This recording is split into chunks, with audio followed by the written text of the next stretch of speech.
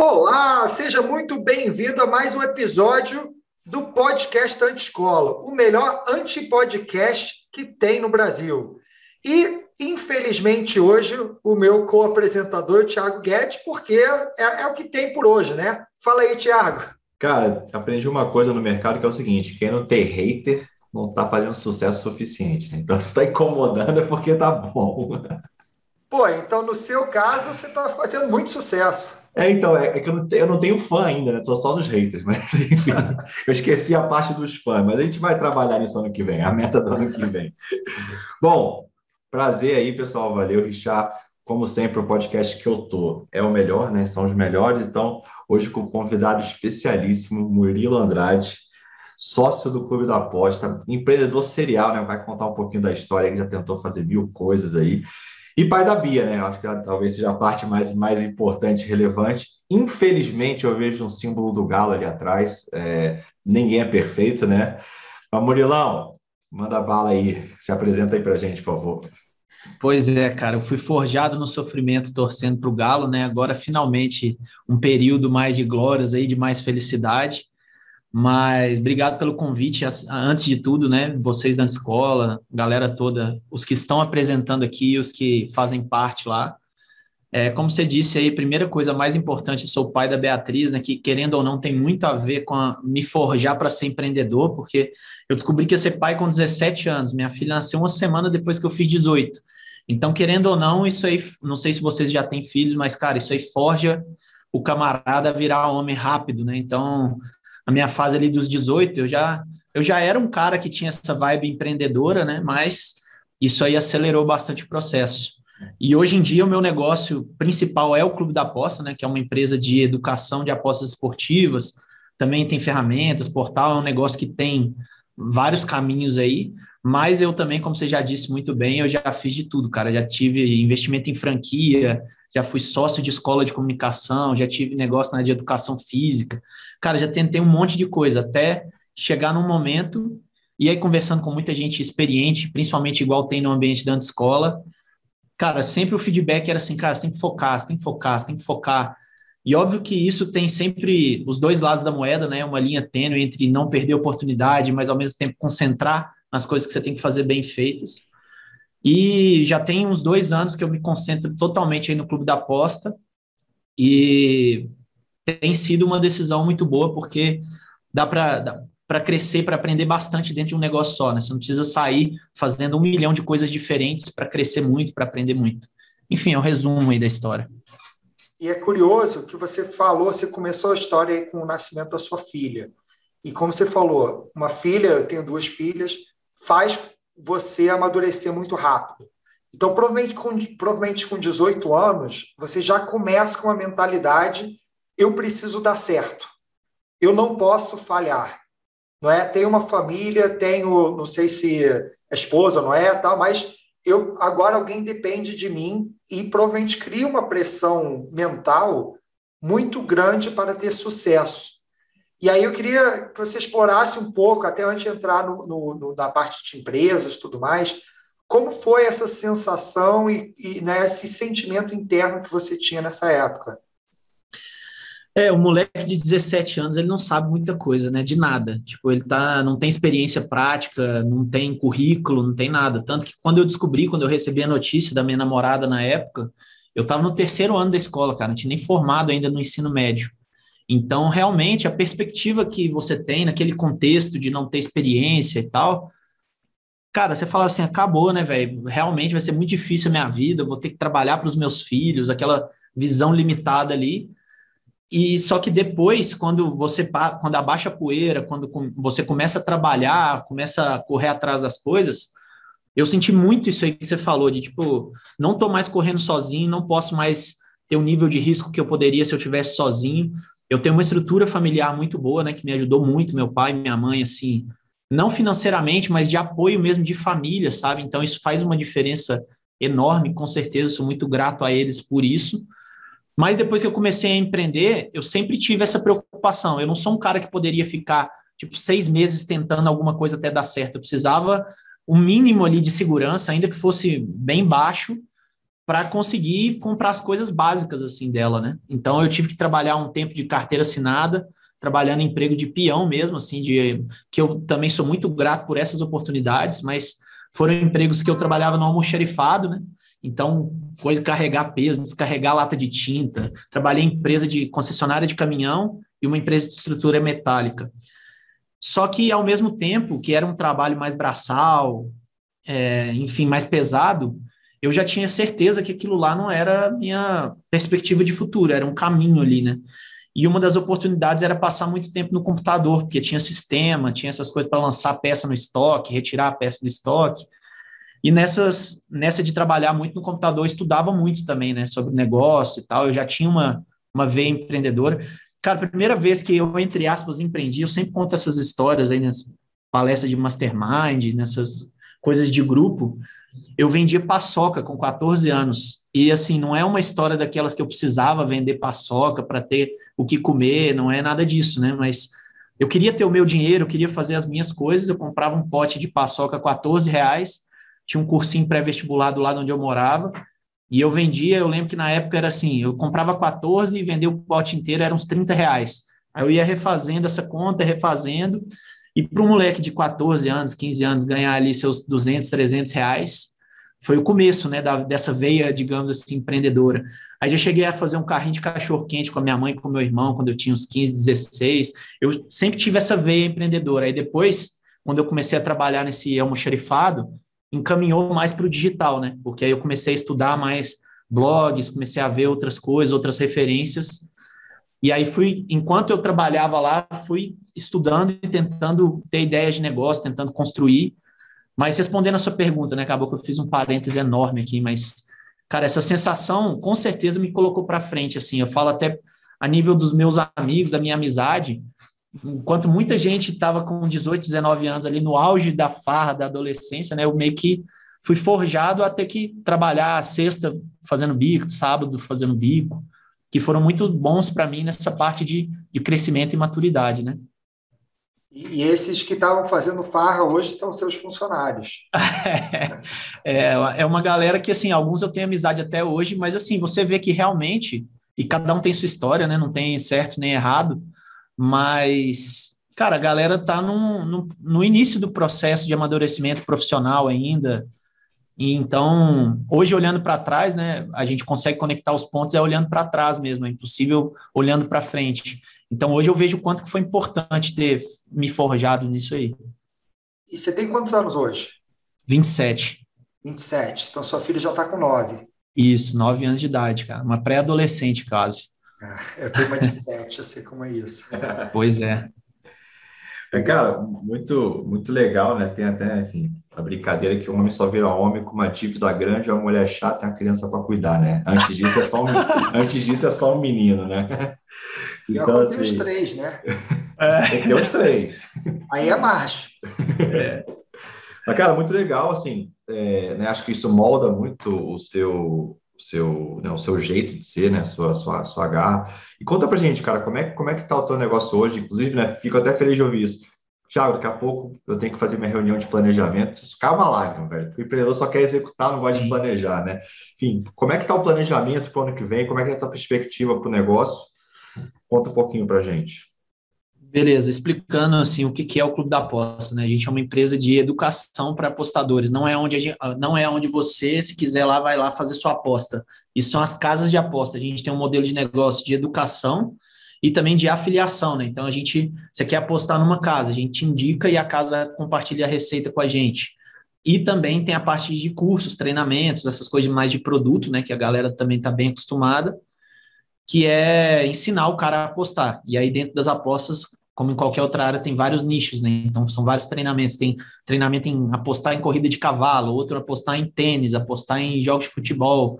Aí, dentro de futebol, já nicha para outras coisas. Mas, enfim, a empresa mesmo, olhando mais a nível, assim, de gestão, ela está com 20 colaboradores, é uma empresa 100% remota. Não foi eu que fundei a empresa, o meu sócio que fundou em 2010, então uma empresa que no digital aí já está fazendo 11 anos, né? Então é uma empresa velha para nossa era digital. Eu entrei em 2014 e de lá para cá a gente foi crescendo meio que por oportunidade, né? Ia tendo um gargalo aqui, a gente Só uma pergunta, contratava. Murilão, você entrou como sócio, entrou como colaborador, virou Entrei como sócio? sócio. Você entrou como Entrei sócio. como sócio. Para contextualizar, né? Eu já estudava muito de marketing nessa época. Meu sócio é de BH também. Eu sou daqui da região metropolitana, né? E aí ele trabalhava numa casa de aposta como gerente de afiliados e eu queria ser afiliado dessa casa de aposta. Então eu tinha feito um blogzinho com artigos e tal, porque eu vi que era um mercado que pagava bem. E ele estava procurando um sócio, coincidentemente, a gente foi conversando, desenvolvendo até que eu entrei para o negócio como sócio em agosto de 2014. E aí, cara, a gente foi crescendo. O primeiro gargalo foi suporte, aí contratamos suporte, depois foi design, contratamos designers. Então, agora a gente já tem o site em língua espanhola, a gente tem modelos de negócio de ferramentas, a gente diversificou dentro do próprio negócio, né? Então, para o ano que vem, nosso planejamento é o nosso forte é tráfego orgânico, né? Então, a gente quer melhorar ainda mais questões de tráfego orgânico, que tem mais previsibilidade, é mais difícil de fazer, mas tem mais previsibilidade. O mercado está crescendo muito, então o nível de competitividade também aumentou muito aí nos últimos anos. E a gente tem o desafio, aí acho que é um desafio universal também, independente do nicho, de otimizar a parte interna, né? Então, assim, ter os setores mais bem estruturados, essa parte que a gente está amadurecendo bastante agora de metas de cada colaborador, como que isso colabora com as metas do negócio. Então, essa semana, inclusive, a gente está fazendo o planejamento inteiro de 2022, né? A gente usa análise SWOT e vai ainda algumas semanas para fechar esse planejamento. Mas o desafio hoje é continuar. A gente ir para outros países também é uma coisa importante para a gente, para o ano que vem, porque a gente tem o risco Brasil, todas as empresas têm, mas no nosso caso é de regulamentação, né? Pode vir uma lei que é desfavorável e pode literalmente acabar com o nosso negócio, inviabilizar o nosso negócio. Então, a gente já tem tráfego orgânico em língua espanhola, tem projetos de fazer na língua inglesa também. Então, e também essa questão de pessoas, né? A gente tem os times aqui definidos, mas a gente está amadurecendo nessa parte de desenvolvimento de liderança, do negócio ficar menos dependente dos sócios, né? A gente está nessa fase aí. Legal, a gente vê muito empreendedor nessa transição, né? Porque no começo ele faz tudo, de repente ele tem que parar de fazer e virar o líder, né? O Richard fala muito disso também, na questão da parte do cara ser líder, ou o cara é um chefe, ou o cara sai mandando todo mundo, né? A gente até identificou algumas fases que no começo você lê que tem que contratar. Aí você fica microgerenciando o cara está escrevendo e-mail, você fica atrás dele. Aí depois você lê um outro artigo e fala, pô, tem que delargar, né? Então você deixa o cara sozinho, vai para a praia e o cara não entrega. No final você demite todo mundo e faz a empresa sozinho. E o que a gente vê é que existe uma ordem de contratação, né? Você começa pelos sêniors, depois vai montando a equipe, porque acaba sendo bem mais caro, né, Richard, você contratar um cara júnior antes do sênior.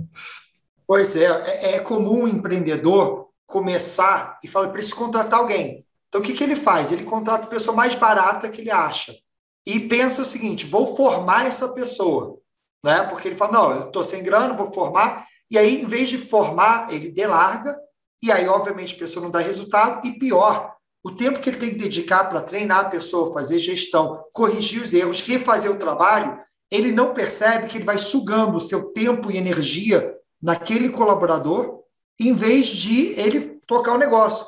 Então, trazer alguém mais sênior, trazer alguém mais capacitado, faz com que o empreendedor possa, de fato, delegar, porque a pessoa vai dar conta, e o empreendedor possa focar em coisas mais importantes. Mas o sênior custa caro, né? E o que as pessoas não percebem é que o sênior custa mais barato do que o júnior. Claro que júnior faz parte da empresa, mas a partir do segundo, terceiro, quarto pessoa. Mas começar com pessoas mais júnior certamente vai dar dor de cabeça.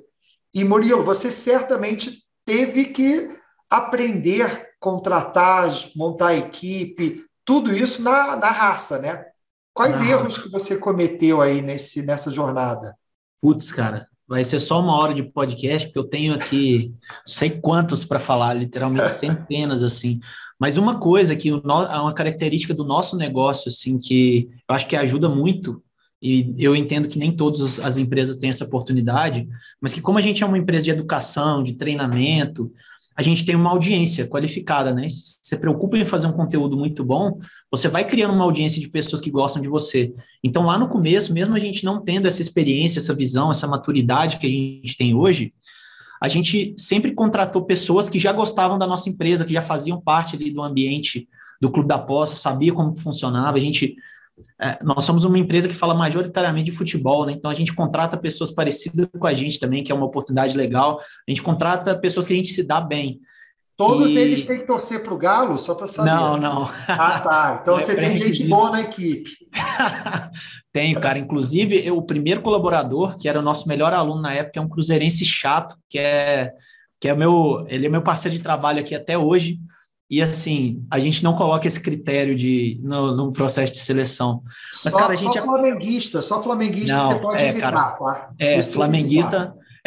Tem essa questão. A gente não coloca que o cara tem que ser atleticano, mas se ele for flamenguista, ele já perde ponto aí no meio do processo seletivo. Não, então vocês estão bem. Já começou liderando bem. Na brincadeira aí. Mas, cara, assim, a gente está errando nesse momento, né? A vida do empresário é descobrir o que ele está fazendo de errar, melhorar, errar de novo, melhorar. É um ciclo que não acaba nunca, né? É a nossa cachaça, é o que a gente faz, a gente gosta, né? De ir aprendendo, desenvolvendo. Mas, assim, alguns dos erros que a gente pode destacar, a gente já chegou a ter uma sondagem de venda um tempo atrás da empresa.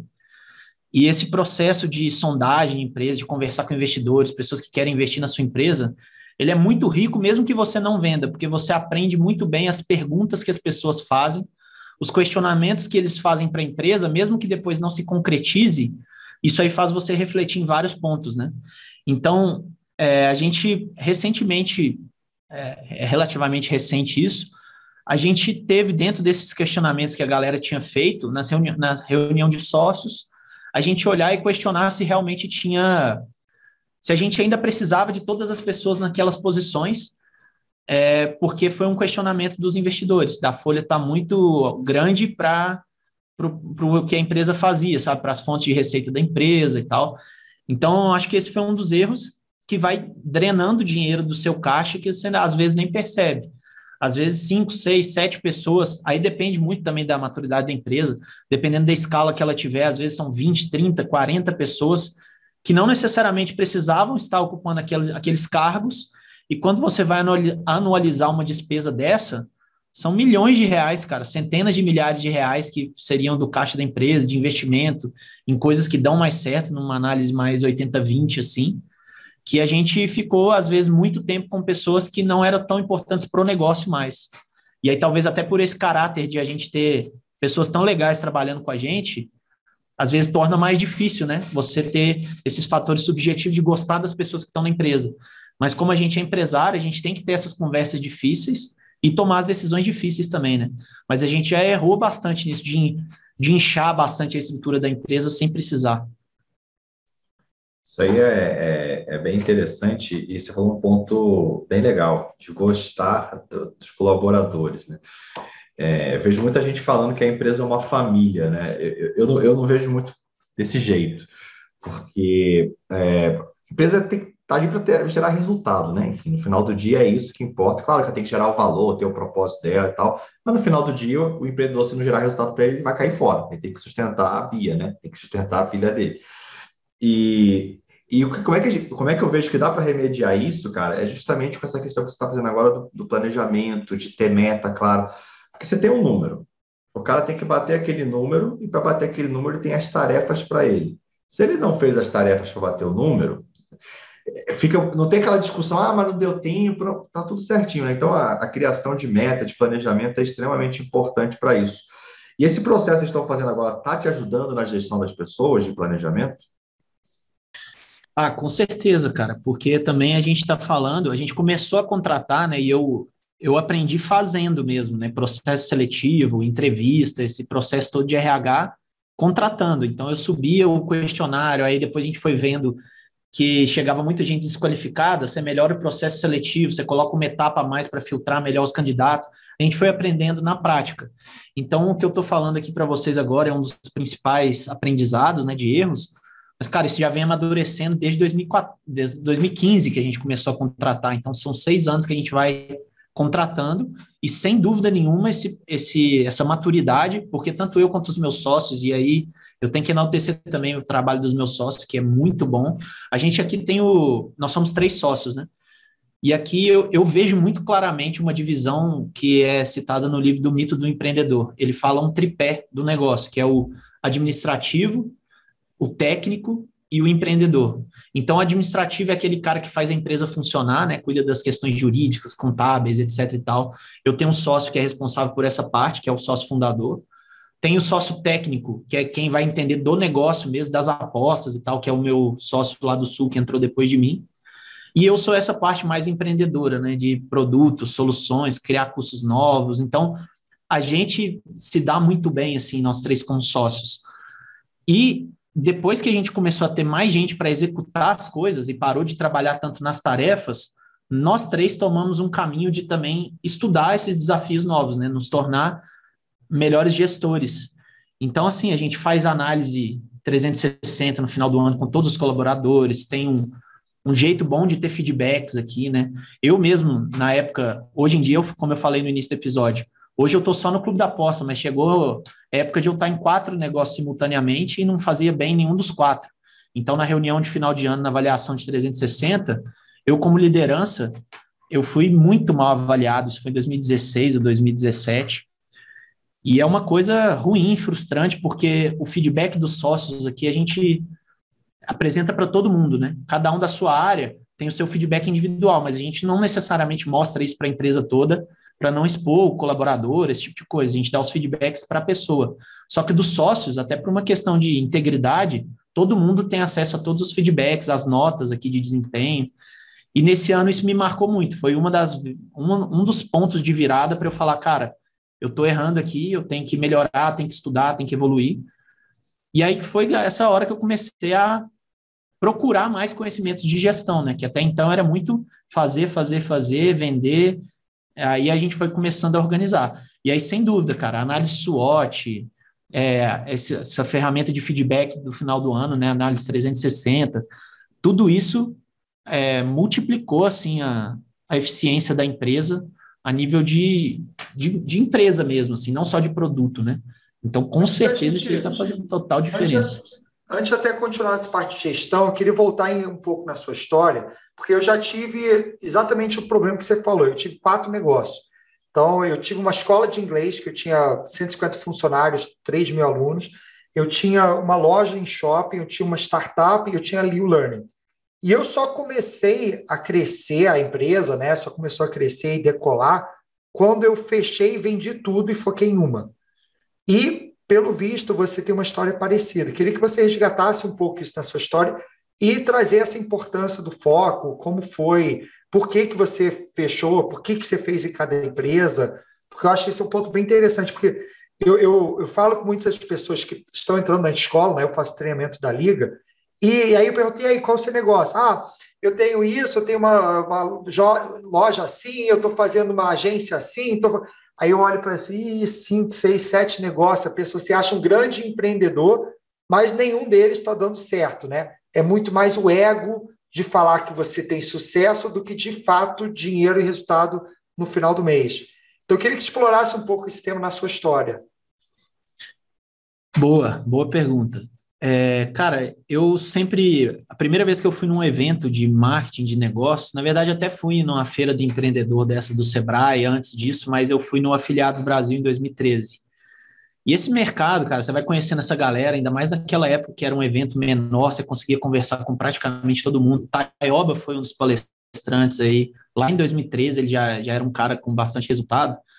E eu acredito também, Richard, que como eu, muito novo, caí nesse mercado do marketing, que a barreira de entrada é mais fácil, teoricamente, eu acho que eu dei uma deslumbrada de te falar assim, pô, cara, sabendo o que eu sei, eu posso ter uns 3, 4 negócios muito grandes e em vários mercados diferentes, com pessoas diferentes, com sócios diferentes, mas isso é história, entendeu? Isso é historinha, a gente depois que vai fazendo na prática, aí começa a atrapalhar sua qualidade de vida, você começa a não conseguir descansar, porque você acabou de trabalhar numa coisa, você já está pendente em outra, então isso foi minando a minha felicidade até, sabe? Então, esse foi o resultado, mas falando sobre os negócios, eu era o cara, eu sou branquelo, né? Então, no ensino médio, para apresentar um trabalho na escola, se pudesse, eu fazia o trabalho inteiro para não ter que apresentar. Eu não gostava de falar na frente das pessoas.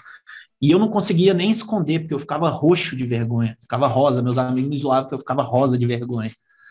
E, cara, aquilo ali, depois, quando eu comecei a estudar de marketing, essas coisas, eu vi que comunicação ia ser uma coisa super importante para mim. E nessa época, meu pai, que é formado em jornalismo, se comunica muito bem, ele conhecia uma escola de comunicação em Belo Horizonte, de uma radialista bem conhecida aqui na cidade, e ele me deu um treinamento de fala em público. E nesse treinamento de fala em público, essa escola era super tradicional no offline e não fazia nada no online.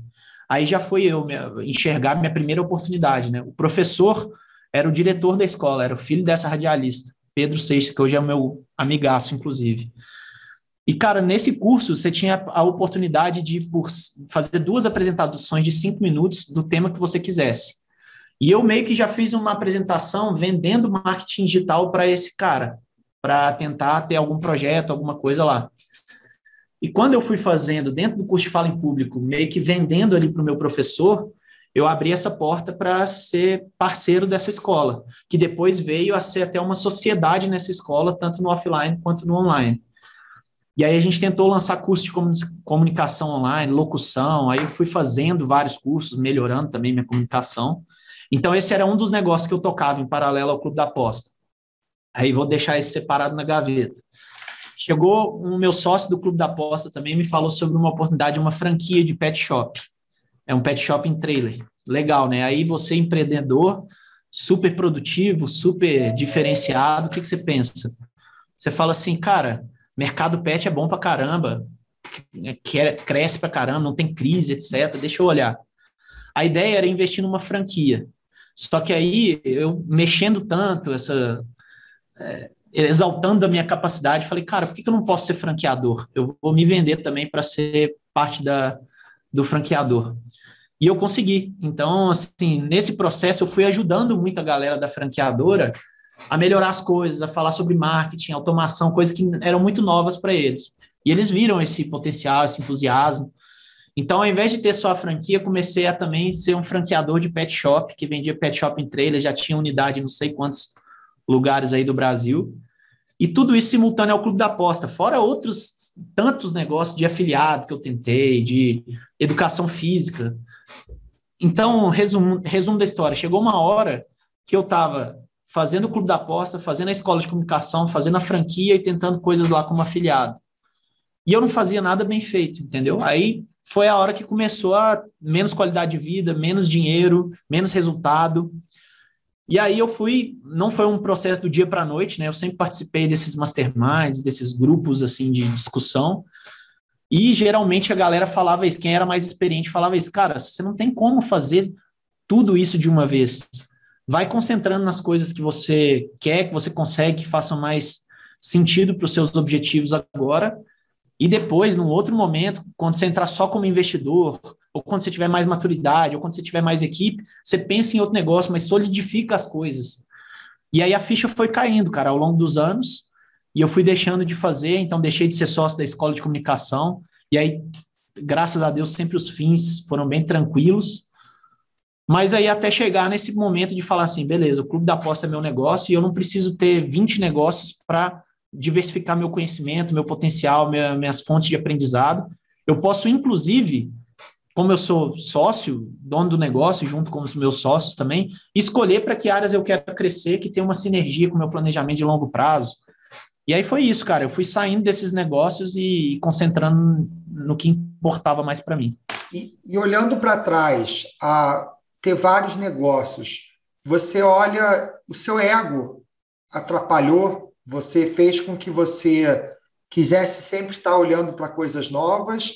E como foi essa coisa de mudar, né, esse foco, de trabalhar isso internamente? Porque eu vejo isso, muito empreendedor, o que atrapalha é o ego. É ele querer mostrar para todo mundo que ele está bem, que ele é o salvador da pátria, ele é o bem-sucedido, mas, de fato, não é assim que a banda toca. Como foi esse processo com você? Cara, totalmente, olhando, e aí, como eu já falei, né, olhando para trás é fácil conectar os pontos, né? Então, hoje olhando a história, depois que ela já aconteceu, é muito claro para mim que realmente eu participava desses negócios porque eu queria ser um empreendedor que tinha negócios na área pet, negócios de apostas esportivas. Eu também sou sócio de uma escola de comunicação. Nos eventos é legal, né? Você encher a boca para falar essas coisas. E com certeza, assim, talvez não foi só o ego que me colocou nessas empresas, nesses negócios e tal, mas com certeza foi o ego que me fez continuar lá por muito mais tempo do que eu deveria. E também, aí, nesse ponto, estar perto de outros empresários, de outros empreendedores fez muita diferença, mas eu também gosto muito de ler, né? Então, sobre ego, tem 3 livros especificamente que eu acho que me ajudaram muito. O primeiro, que deve ser famoso aí, é O Ego é Seu Inimigo. O segundo é O Obstáculo é o Caminho, do Ryan Holiday. E o terceiro é o que chama O Lado Difícil das Situações Difíceis. Então, esses três livros, que são feitos, assim, não todos, mas eu acho que eles servem muito para o dono de negócio, eles pegam de frente essa questão do ego, entendeu? E foi um momento, eu nem lembrava disso racionalmente, mas você me perguntando agora, esses livros, essas literaturas, esses conhecimentos, não só o conhecimento em si, mas as reflexões que te gera, né? Porque um livro desse é pancada na cabeça, não é só você ler uma historinha, é você ler, fechar o livro e falar, porra, velho, parece que o cara me conhece. E aí você para, reflete, questiona, e não é do dia para a noite. Você fala assim, vou sair de tudo. Você vai amadurecendo as ideias, né? Ganhando mais clareza do que realmente é importante, o que não é. Mas, assim, com certeza, cara, o ego me influenciou bastante, né? Nessas decisões aí. E quanto tempo isso demorou? Desde que você estava lá vários anos, tal, até você tomar essa decisão e falar, não, cara, agora é focar Cara, enfim, essa carreira agora que está tendo agora. eu acho que demorou uns 2 anos, cara, uns 2 anos e meio, assim. Porque, igual eu falei, no podcast, às vezes, quem está escutando, quem está assistindo, pode dar a impressão de que foi de uma hora para outra, mas Exatamente. na hora que a ficha cai, até você tomar e ter a coragem de tomar uma atitude, de largar, de desfazer esses compromissos, do ego, você deixar o ego falar mais baixo e tomar essas decisões, cara, é difícil, você fica tentando um monte de coisa que não tem nada a ver, você fica tentando criar produto novo, você acha que o problema é o marketing da empresa, é o tráfego, mas na verdade não é nada disso, entendeu? Era essa questão de concentração, de foco, de divisão de energia, tinha maturidades diferentes em cada empresa, então numa empresa eu estava fazendo alguma coisa com desafio de gestão, e na outra eu era o cara que fazia landing pages, por exemplo, que integrava e-mail marketing. Então, cara, até começar essas fichas cair, até realmente sair, foram uns 2 anos, cara. E até descobrir que o problema é você, dói, né? Dói demais. O problema não é o marketing, não é o produto, é você. E no meu caso, isso aí estava começando a me atrapalhar, assim, de felicidade mesmo. Eu sempre fui um cara positivo, otimista, feliz pra caramba. E chegava final de semana, eu não estava curtindo meu trabalho mais, eu não estava curtindo essa correria desenfreada para fazer 1 milhão de coisas, muitas delas que não davam resultado, não tinha tanta perspectiva de longo prazo, com clareza. Então, me custava felicidade mesmo. Aí, à medida que eu fui tirando, e hoje comparando como é que é hoje, como que era antes, eu valorizo muito não ter nada para fazer também, de poder curtir a Bia, poder viajar bastante, poder estar com a minha namorada. E hoje eu dou esse valor até por ter passado por isso, né? Porque acho que também, e eu sempre vou achar isso, faz parte do processo, né? Eu descobri isso porque eu passei por isso. Talvez se eu não tivesse passado, não teria aprendido. Então, mas, cara, com certeza, me custou bastante aí. Legal. Eu me lembro que estava conversando com um anti-aluno, fazendo mentoria com ele, e estava contando que está 2 meses sem performar, sem isso, tal. E ele falou, não, eu vejo vocês, já que vocês estão bombando, crescendo, tal, tal. Aí eu contei minha história de como eu fiquei 5 anos sem crescer. 5 anos nesse processo que você estava com várias empresas, tal, até cair a ficha, vender tudo, fechar, realizar prejuízo, tal. É um processo interno, né, muito difícil, só que você vai aprendendo e amadurecendo bastante. Então, muito legal essa parte da história. Queria explorar isso, porque eu sei que é um ponto aí que muita gente que vai estar ouvindo vai estar falando igual o livro que você leu, parando, pausando, falando, puta que pariu, eu estou vivendo exatamente isso. Então, obrigado aí por compartilhar essa parte. Cara, o maior problema dessa falta de foco é que o custo é invisível, né? É o tal do custo de oportunidade, né? Será que o Clube da Aposta teria antecipado 2 anos de crescimento se tivesse 100%? Claro que a gente nunca vai saber, mas quando a gente vê a sua história, vê que você parou aquilo e focou e o negócio deslanchou, fica claro. E outro ponto que a gente bate aí é a questão da resiliência versus teimosia, né? Eu acho que o empreendedor, quando ele começa a dar certo, ele tem essa sensação de ser imbatível, né? E aí ele começa a abrir várias coisas, sejam produtos, sejam projetos, e fala, não posso falhar em nada. Ele esquece que está dando certo para fazer o que está dando ruim, o que está indo pior, no caso, ter esse crescimento. Como é que funciona essa decisão? Você falou que você tem vários produtos, várias áreas. Vocês já abandonaram o projeto? Foi difícil? Como é que é essa questão aí de escolha de projeto, de linha de crescimento? Como é que vocês definem isso aí? Cara, nós abandonamos vários, na verdade, porque é meio que natural, assim, chega uma hora que se você não escolhe, você é forçado a escolher. Só que geralmente quando você é forçado a escolher, abandonar alguma coisa, é porque já é tarde demais, você podia já ter largado antes. Eu também, uma outra coisa que eu sou quase um evangelizador é do 80-20, o livro 80-20, ele tem muitas questões, muitas perguntas práticas lá, e aí tem a parte empresarial que ele fala assim, ó, tem coisas na sua empresa que você está fazendo que você devia abandonar completamente. Só que aí, às vezes, você está desenvolvendo, no nosso caso aqui, vou pegar um exemplo prático. Todo apostador, teoricamente, ele tinha que controlar onde que ele está ganhando dinheiro, onde que ele está perdendo, quais times que ele ganha dinheiro, quais times que ele perde. E aí existe uma ferramenta chamada gestor de banca, que é onde o usuário pode fazer esse controle, ao invés de uma planilha, né? Ele pode planilhar todos esses resultados, ou ele pode fazer num software de gestão de banca. E, cara, a gente teve vários desafios aí, tanto de modelo de negócio, quanto principalmente de comunicação, de time de desenvolvimento com time de marketing. Então, o tempo do marketing é muito mais rápido do que o tempo do desenvolvimento. Se eu quiser testar, validar alguma coisa, eu subo uma landing page aqui hoje, mando tráfego para ela hoje e valido alguma coisa. No desenvolvimento, cara, e eu sou leigo nisso, né? Eu estou falando aqui até onde vai o meu conhecimento, o cara tem que subir banco de dados, servidor, não sei o que lá, não sei o que lá, não sei o que lá. E é muito difícil conciliar as coisas. E olhando para trás, cara, a gente ficou anos tentando desenvolver essa solução, já de um jeito muito bom, não tão concentrado em MVP, até chegar um ponto que a gente falou, cara, a gente já perdeu o fio da meada disso. Então, tipo assim, agora a gente vamos concentrar nas outras coisas que estão dando certo, é isso que você falou. A gente olhava para o resultado da empresa, na DRE, que aí, nisso o meu sócio, que organizou a casa financeiramente, sempre organizou, né, mas, cara, a DRE do negócio é muito legal, você vê cada linha de receita, comparar período com outro período. A gente olhando friamente aqueles números, a gente fala, cara, o dinheiro vem daqui, e nosso esforço não está aqui. Então, vamos aumentar o esforço onde tem mais resultado, tráfego orgânico, SEO, site, e a gente está batendo cabeça, fazendo 20 reuniões por mês de ferramenta, de não sei o que lá. Então, vamos abandonar, vamos escolher. Então, isso é um dos exemplos, mas, cara, com certeza a gente abandonou várias ideias, assim. Acho que, inclusive, é um desafio atual da empresa, assim, conseguir transformar.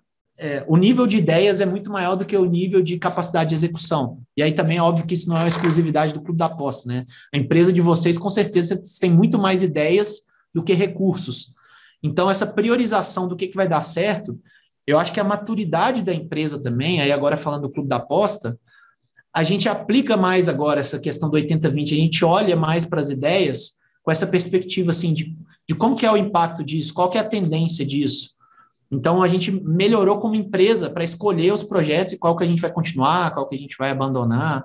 Eu citei que a gente está fazendo durante essa semana a análise SWOT, né, cruzando as forças e fraquezas com oportunidades e ameaças. Depois, vem quase 100 ações, quase 100 atividades práticas para a gente fazer no ano de 2022. E aí, como que a gente faz? A gente usa uma outra ferramenta chamada Gucci, que é que cada líder aqui vota em 4 critérios: gravidade, tendência, impacto e urgência. E aí meio que a gente consegue fazer um 80-20 nessas ações que saíram da SWOT. Então, ao invés de só ter as ações aleatórias do que fazer, a gente prioriza. o que vai ter mais impacto a longo prazo, o que é mais urgente, qual que é a facilidade de implementação disso. E aí, a partir dos votos, né, de 1 a 5 de cada líder, a própria planilha já gera um score do que a gente vai trabalhar. E óbvio que isso não é uma garantia que vai dar certo, né, mas é uma chance maior de priorizar o que é mais importante primeiro. Eu sempre falo que qualquer idiota pode ter uma boa ideia, né? O fato de você ter uma boa ideia não significa absolutamente nada. Agora, qual é a sua capacidade de execução, de liderar pessoas, de fato, botar a ideia virar realidade e o que você falou, priorizar. Porque se eu listar 70 ideias aqui na minha empresa, eu não tenho capacidade de executar todas. Eu falo, eu tenho 70 ideias para aumentar 10 vezes meu faturamento. Tá bom, talvez faça isso em 10 anos. Mas o que eu vou fazer mês que vem? Né, trimestre que vem? E aí a necessidade que o Thiago fala bastante do planejamento, os OKRs, né, voltando para esse tema que a gente até começou aqui, porque isso, de fato, é o que vai determinar quais ideias vale a pena investir. Por exemplo, eu já tive ideias 2, 3 anos atrás que eu não estava pronto para executar. Então, agora, 2, 3 anos depois, eu já estou com maturidade, já estou ou com faturamento, ou com time, ou com alguma coisa. Então, você não pode, e é a coisa que o Thiago falou, da persistência ou teimosia, né? Você não pode, às vezes, ser teimoso e querer que a sua ideia vá para frente.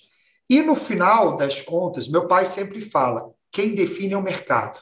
Você pode planejar, fazer o que horas, pode fazer o que for, mas o que vai definir é mercado. Por isso, a importância que você comentou, Murilo, do MVP, porque se a sua ideia for fantástica, mas o mercado não comprar, tá bom, mais uma ideia que você descarta. Então, é melhor você descartar isso rápido, gastando pouco. Se deu super certo, ótimo, você testou e sabe aonde investir e aonde acelerar. Então, eu vejo esse ponto que você falou é muito importante, esse planejamento e a priorização para os projetos de cada ano na hora do planejamento. E tá aí, cara, eu concordo totalmente com esse de passar a bola aí, Thiagão. É que, cara, igual a gente tá querendo desenvolver o projeto em língua inglesa também. Então, ao invés de querer fazer o Clube da Aposta como ele é aqui no Brasil em língua inglesa, qual que é o nosso combinado? Como que é o nosso nível de conversa para lá? Cara, vamos fazer a mínima estrutura que pode ser publicada lá para validar que a gente vai conseguir ter audiência lá dentro, que vai posicionar igual posiciona aqui no Google, né? Então, assim, a gente desenvolveu, e aí isso foi aprendizado, né? Foram erros de tempo de MVP, que hoje a gente tem esse nível de maturidade que a gente acelerou muito as coisas. Então, vai lançar funcionalidade nova na plataforma que a gente tem, de prognósticos lá. Cara, vamos fazer o mínimo para ela funcionar, colocar, avisa a galera, vê se dá certo, e é exatamente o que você falou. Deu certo, melhora. Não deu certo, abandona. Diz aí, Thiagão. Até brinco que o que quebra o empreendedor competente é fazer a coisa certa. Porque se o empreendedor é competente, ele não vai fazer nenhuma burrice, né? Ele vai ter várias ideias. Só que a dificuldade é o quando, né? Então, fazer o site ir para uma língua inglesa é uma ideia ruim? Não. Mas será que é o momento? Eu estava até numa reunião de conselho que a pergunta estava precisando de investimento. A pergunta é, será que é o momento? Então, quando você passa de um determinado tamanho, ali, eu diria uns 2, 3 milhões ano, você tem que se preocupar muito mais em qual ordem que você vai executar do que o que você vai executar. Você vai ter um monte de ideias boas, mas saber priorizar isso é muito difícil. E essa questão É muito legal vocês trazerem isso para o time, achei super interessante, porque, claro, os sócios são a parte estratégica, eu acho que o grosso da estratégia tem que vir dali, mas tem pontos cegos que só quem está no chão de fábrica consegue ver, né? Consegue ajustar isso. Então, muito interessante vocês usarem também a galera para validar não só o SWOT, mas como plano de ação, bem interessante. E dentro desse planejamento, tudo mais, a gente falou aí da necessidade de priorizar, o empreendedor ele também tem que escolher o projeto que ele vai tocar. Então, por exemplo, na Lio, a gente toda hora vai lançar alguma coisa nova. E eu mergulho de cabeça naquele projeto. E aí, até ele estruturar, mas depois eu passo a bola para outra pessoa. Eu vejo que muitas vezes o CEO, o dono da empresa, fica tentando ele tocar 5, 7, 10 projetos ao mesmo tempo e não faz nenhum direito. Então, e aí, como o Thiago falou agora, de poder dividir essas tarefas. Mas muito legal. Queria só, está chegando aí no final, reta final do podcast, queria que você falasse um pouco, você está médio aí para recém-chegado aí da antescola, não é? Tem pouco tempo. Como está sendo essa jornada sua aí dentro da antescola? O que você está achando? Enfim, como que está ajudando ou não? Esse é o momento que você pode falar todas as verdades, porque a gente vai editar. Não, brincadeira. A gente bota do jeito que é, não tem edição. Cara, então eu tenho. Agora é um momento também de fazer o jabá do meu podcast, né? Eu tenho o podcast Bastidores, que a gente tem esse tipo de conversa aqui. A linha editorial lá é marketing, empreendedorismo e desenvolvimento pessoal. E terça-feira, hoje a gente está gravando numa sexta, terça-feira eu gravei com o Taioba, que é um dos sócios aí da Antescola. E eu tive a oportunidade de falar para o Taioba, tanto no podcast quanto depois lá que a gente saiu para almoçar, que eu participo de masterminds desde 2014, 15, não sei exatamente, já fiz mentoria, já participei de um monte de coisa. E o que eu mais gostei da Antescola é que vocês conseguiram juntar um pouco de cada coisa e extrair o melhor de cada área, né? Então, eu fiquei apaixonado, assim, pela questão do Gestalt, porque Mastermind, cara, apesar de ser muito bom, muita gente não tem contexto do seu negócio e te dá um monte de opinião, um monte de achismo, que cai também um pouco nisso que a gente acabou de falar de ideias, né? Então, uma bacia de boas ideias vale 10 centavos, o Thales Gomes que fala isso direto. E quando você vai para uma metodologia Gestalt, né? Gestalt, que vocês depois provavelmente já explicaram para a galera que está escutando aqui, as pessoas só podem compartilhar experiências do que elas realmente fizeram em relação aos desafios. E isso é uma coisa muito louca, porque além de ajudar muito mais, de ser coisa prática, de saber o que você já fez, no meu caso especificamente, eu aprendo com coisas até que eu não estou com desafio, mas como é tão boa a experiência prática que o cara já teve, que se eu tiver aquele problema, eu já saí muito na frente, porque eu já vi ele resolvendo. Então, assim, esse ambiente de liga, de ser uma coisa fechada, ter a questão das mentorias, né? O ambiente também, eu valorizo muito o ambiente da Antescola, uma galera muito boa, tem muitos amigos meus que estão lá, né? O Ed, o Arlindo, caras assim de longa data que estão lá dentro, isso faz muita diferença.